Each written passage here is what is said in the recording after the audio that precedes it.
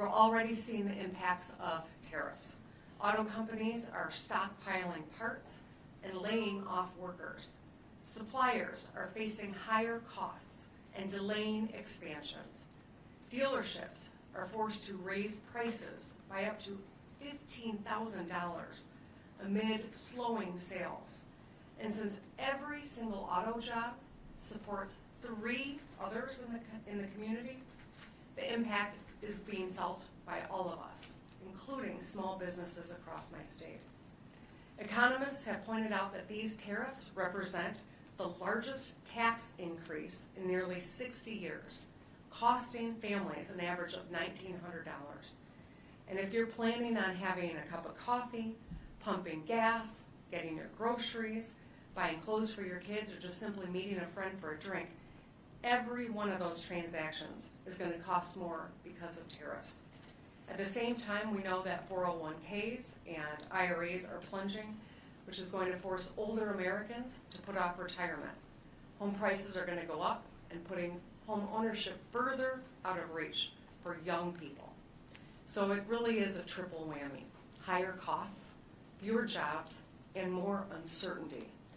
And it couldn't come at a worse time. People have been struggling after years of inflation and wages that aren't keeping up. We need government to stay focused on lowering the cost of living. Instead, what we're getting is the opposite: less money in our pockets, more doubts about future paychecks, critical government services that are getting defunded when they are needed most. I understand the motivation behind the tariffs, and I can tell you, here's where President Trump and I do agree. We do need to make more stuff in America: more cars and chips, more steel and ships. We do need fair trade. No state has lived through the consequences of offshoring and outsourcing more than Michigan. We know that when you lose a factory, it doesn't just mean losing those jobs. Losing people means losing resources. It means fewer police officers and underfunded schools. It means less housing being built and fewer roads fixed. It's a loss of purpose and identity.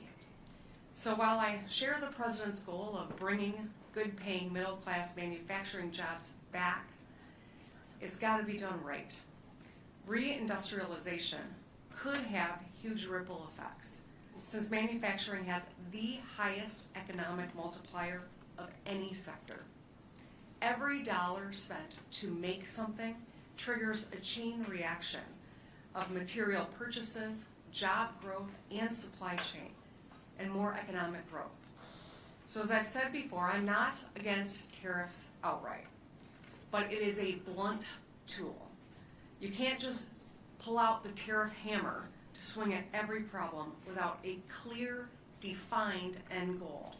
We cannot underestimate or underappreciate the time and capital it's going to take to actually bring jobs and supply chains back home. So there's not a shortcut here. Strategic reindustrialization must be a bipartisan project that spans multiple presidential administrations. So to get it done, we've got to work with our friends and compete against our adversaries. We need to be strategic about tariffs on the technology we actually want to make in America and on industries where we already have a sizable competitive advantage.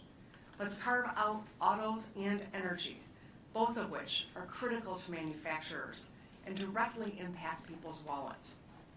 Finally, to the extent that tariffs are a strategic tool in an economic toolbox, let's use all of the new revenue to reinvest in American businesses and in our workers. Our history has proven that when we build, we succeed.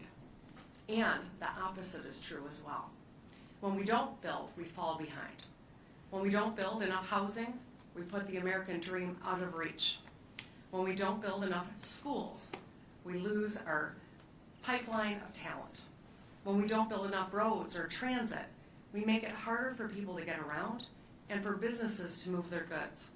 When we don't build enough factories, the engines that power our industrial economy sputter.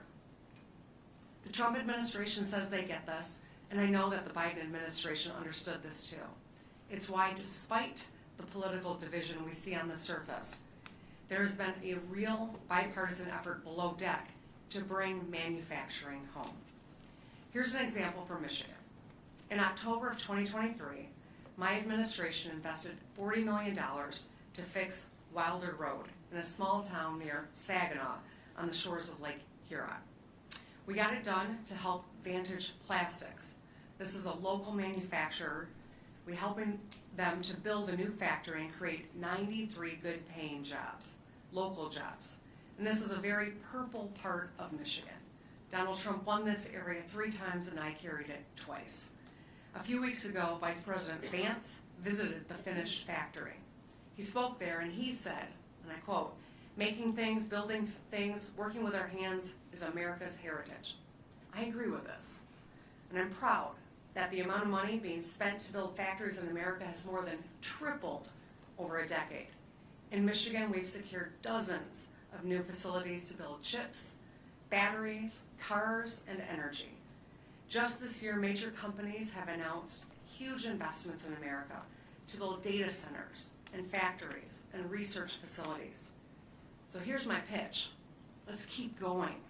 Let's make more ships and planes and semiconductor chips in America. Let's cut red tape and unleash extraordinary potential of American industry. Let's give more hard-working people a fair shot at a decent life. And let's usher in, as President Trump says, a golden age of American manufacturing. So first I want to talk about ships. I will talk about chips, but I'm talking about ships first. American shipbuilding output is a fraction of what it was in the 1950s. We build just 0.1%, all right, 1.1% of the world's ships, while China alone makes 53%.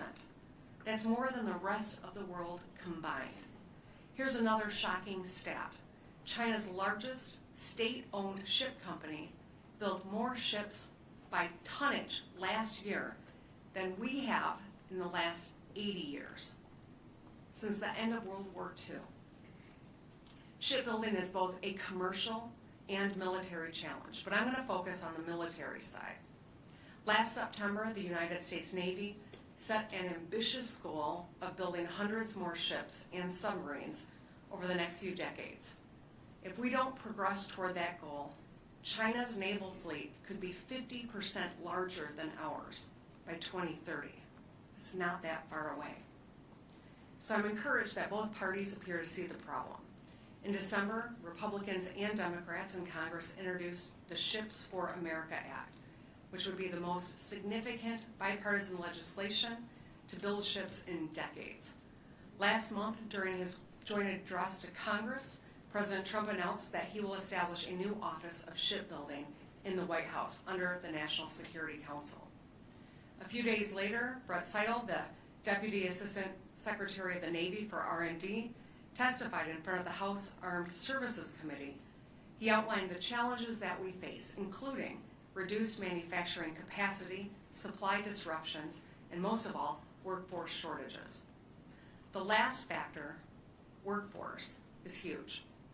We are short more than 100,000 workers, as nearly every major American shipyard has a hard time hiring and retaining the workforce they need.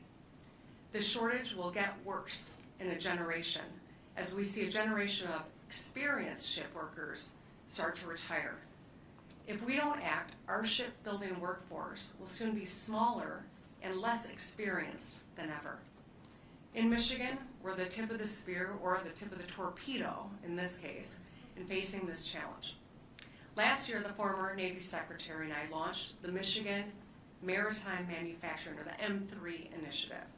It's a job training program built in partnership with Macomb County and Macomb County Community College to prepare thousands of Michiganders for careers in maritime welding and machining. A few weeks ago, I attended the first ever M3 graduation. It was full of inspiring stories. There was a mother and son who were graduating together. A young man who built a career on his career in tech education he got in high school. Another who went from homelessness to a hopeful future where he signed a contract that day with a company at a good paying job. A clerk, a caregiver, a Coast Guard veteran. These are some of the people that graduated that day.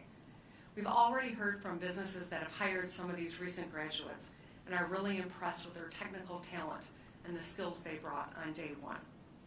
A couple of weeks ago, I shared the success of this M3 initiative with Defense Secretary Hegseth. I told him it's good for workers, it's been good for Michigan, and it's good for America too, and national security. So my proposal is let's grow it. Let's expand initiatives like this. Let's do it statewide in Michigan, but replicate it across the country. The state of Michigan is ready to serve as a connector between the Navy and our network of 31 tribal and community colleges. We have the skills and the ability to make sure we're training people up. We can train thousands of Michiganders to do what we do best, which is GSD, get ship done. Now let's talk about planes. We are the world leader in both commercial and military aviation. We're the home to industrial giants and manufacturers up and down the supply chain. We have a strong network of allies and around the globe in this space, including the UK's Midland Aerospace Alliance, who I met with 2 weeks ago. Our air superiority is second to none, but we are facing serious economic headwinds as our adversaries are catching up. Globally, we're short 17,000 jets and planes, and plane travel shows no sign of slowing down, with an all-time high of 5.2 billion passengers last year. Because of the shortage, however, airlines are having to use older planes for longer periods of time, for an average of 14 years. Now there's a huge opportunity here to meet demand while making a profit and maximizing market share. China understands this. This is their plan, actually. They're rapidly expanding their aviation industry, both military and commercial, and they're gaining momentum fast. They're world leaders in drone manufacturing, and just the second country after the United States to have 2 stealth fighter jets, the J-20 and the J-35. China's largest passenger plane company, Commercial Aircraft Corporation, COMAC, now makes models that are competing with best-selling American-made planes on the market. They are on the verge of challenging Boeing and Airbus as a serious competitor. This should serve as a wake-up call to this country. COMAC, like so many Chinese companies, is funded directly by the Chinese government. This allows them to undercut others on the price while they're plowing billions into R&D. We see the same story playing out in the car market. Over the past decade, Chinese automakers, directly funded by the Chinese government, have muscled their way into countries around the world. They can sell at a loss because of the way that they're funded, and they're gobbling up market share, and they're driving out local competition. In Southeast Asia, Japanese giants like Honda and Toyota and Nissan are selling fewer cars. In Europe, Volkswagen was forced to close a factory for the first time in its century-long history because of Chinese competition. If we don't hit the throttle now, while we lead in the commercial and military aviation, China will pass us. That's something we cannot afford. We must protect our lead, and Michigan is ready and poised to do whatever it takes to win this. We can lean on our manufacturing experience and skilled workforce to boost domestic aviation manufacturing. We've got history here. There is precedent here. During World War II, Michigan automakers and suppliers took to the skies. In a matter of months, we shifted from producing cars and trucks for civilians to producing airplanes, tanks, guns, and shells for GIs. A Buick factory won a contract to build 500 engines a month, but ended up making 2,000 during that time. At Ford's legendary Willow Run Airport, 42,000 Michiganders rolled a B-24 bomber off the line every hour, 24/7, for a grand total of 8,865. And a generation of Rosie the Riveters said, "We can do it." and they worked in the factories. We were able to get it done because the federal government set a clear strategy, made it easier to move fast by slashing red tape, and simplified procurement. When you already know how to make something complicated, like a car, it's a lot easier to shift your factory to make something else. Domestic manufacturers, whether they're multinational corporations or small and mid-sized companies further up the supply chain, stand ready and capable to do this.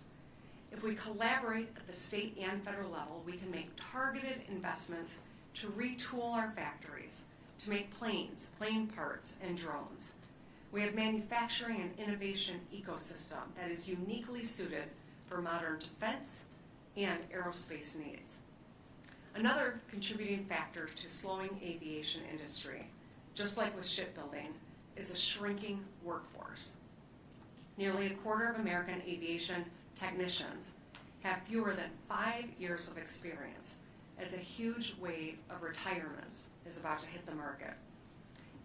Experts estimate that by 2028, we'll be short 37,000 aviation techs. At the state level, I can tell you Michigan's doing our part. We've made historic bipartisan investments in places like the Selfridge National Air Guard Base, a key defense hub and economic anchor that supports thousands of jobs and hundreds of military families in Macomb County. I established a new statewide Office of Defense and Aerospace Innovation, and in the heart of Detroit, we set up the Transportation Innovation Zone, where aviation and aerospace startups can easily test new technologies in public airspace. But we can't do this alone. We need help from Washington. We need a coordinated national strategy and bipartisan investment to grow America's aviation industry and workforce. Otherwise, we know that China is going to eat our lunch. If we're proactive, we can create tens of thousands of good-paying jobs and protect our national security and lower costs for travelers around the world and here at home. So let's make it easier for aviation and aerospace to thrive in America. Let's put a ruthless emphasis on outcomes over process. And let's build and innovate and own the skies. I started speaking about big manufacturing projects. Now I want to focus on the smallest. I want to talk about semiconductor chips. Chips are the brains behind so much of what makes our lives work. They're in our phones, they're in our cars, they're in our appliances. They're critical for AI technology as well. Decades ago, we invented chips, and we used to make them too. But then we just ceded ground to other nations, especially China. For a long time, we made zero logic and DRAM chips. These are two of the most advanced types that we all rely on. Thankfully, Republicans, Democrats, and industry leaders came together to do something about it. During President Trump's first term, we started a serious national conversation about semiconductor manufacturing. A few years later, during the Biden years, Congress passed bipartisan legislation to bring chip manufacturing back home. I'm grateful to so many of our congressional delegation who fought hard to get it across the finish line. Now, because we work together, we are seeing real progress. An example from Michigan is Hemlock Semiconductor, who expanded in their hometown near Saginaw with a new facility that's going to create more than 1,000 jobs. Hemlock is one of the largest producers of hyper-pure polysilicon. You're never more than a few feet away from Michigan-made polysilicon because it's in nearly every single electronic device in the world. Nationally, we're now on track to make 20% of the world's logic chips and 10% of the DRAM chips, up from zero. We're building 17 chip fab facilities, including one from each of the world's 5 best and biggest manufacturers. Altogether, they've committed to investing more than $600 billion in America. And I know that there are still more in the pipeline. These chip fabs offer thousands of jobs during construction and thousands more permanent, long-term local jobs once they are completed. Both Democrats and Republicans agree that we must stay on the bleeding edge of technology. The President even mentioned chips during his speech to Congress, and set up a new United States investment accelerator to oversee semiconductor projects. We have the momentum right now, but we cannot risk stepping back or faltering. We need to continue strong bipartisan efforts at the state and national level to make more chips. The bottom line is that when America innovates and when America builds, America wins. We all want manufacturing to be stronger than ever. Nobody wants that more than Michiganders. We pride ourselves on the things we make and grow.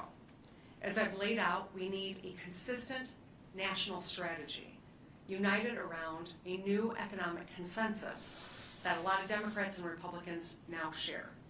Let's make stuff in America. If that's what we believe, then we should be able to celebrate good policy no matter where it comes from, and also criticize bad policy wherever it comes from. Now, there's a lot more common ground here than we think. While partisanship seems to have infected every aspect of our lives, and it's exhausting. It's driven by opportunistic politicians and cynical media figures and addictive algorithms. But our people are not as divided as our politics. I really believe that. People from every walk of life call Michigan home. We are a microcosm, and that's why every presidential election people look to see what's going on in Michigan. We don't always agree, that's for sure. But we move forward together, and that is a source of strength. It's why I came here to DC. Building on an industrial economy is no small task. It's thousands of small tasks. And each of us, government, industry entrepreneurs, workers, we're all a part of the same pit crew. I'm from Michigan, so yes, I'm going to torture another auto analogy. We're all a part of the same pit crew. If we do our jobs, we can get America back on the track, better and faster than ever. Don't just take my word for it. Talk to someone like Roger Penske. He's a successful businessman who's built a $43 billion company, 74,000 employees, and that company happens to be headquartered in Michigan. In addition to his thriving commercial trucking business, Penske runs the world's leading motorsports enterprise. He knows what it takes to run a good pit crew and build a business that is successful. At the Detroit Grand Prix, the Penske crew runs a full systems check, replaces 4 tires, and pumps 20 gallons of fuel in 6.2 seconds to get their car moving toward the checkered flag as quickly as possible. They work together. They use a data-driven strategy. They source the best products they can to win. That's what we should be doing as well. I know there's been a lot of talk recently about government efficiency, but the proposed solutions have been solely focused on firing people from the crew or stripping away critical parts. That's no way to win a race.